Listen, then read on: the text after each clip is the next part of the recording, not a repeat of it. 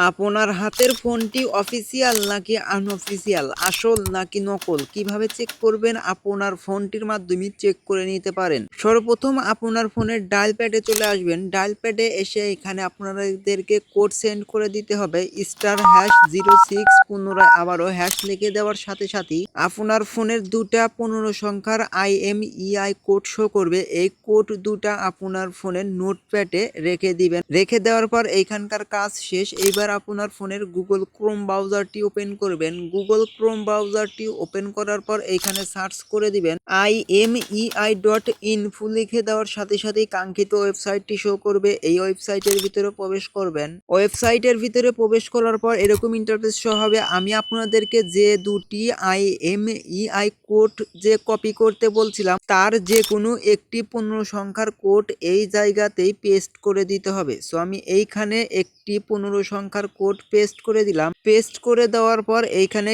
Click IMEI এই অপশনটাতে আপনাদেরকে ক্লিক করতে হবে। ক্লিক করে দেওয়ার পর এইখানে কিন্তু শো করবে ভেরিফাই করতে। সো অটোমেটিক্যালি এইখানে আপনার ভেরিফাই হয়ে যাবে। অটোমেটিক্যালি ভেরিফাই কিন্তু সাকসেসফুল হয়ে গেছে। আপনার ক্ষেত্রেও কিন্তু অটোমেটিক্যালি হয়ে যাবে।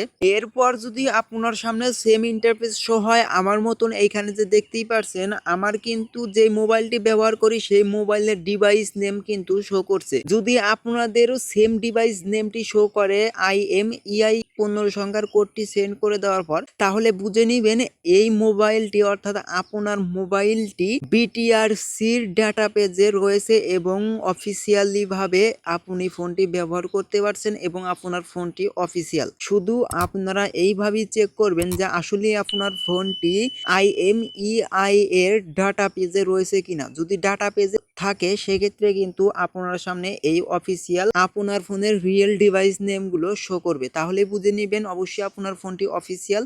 এই ভিডিওটি এই পর্যন্তই শেষ। ভিডিওটি কেমন লাগলো অবশ্যই কমেন্ট করে জানাবেন। এই ভিডিওটি আপনার টাইমলাইনে শেয়ার করে দিবেন, পরবর্তী আপনার কাজে লাগবে। ধন্যবাদ।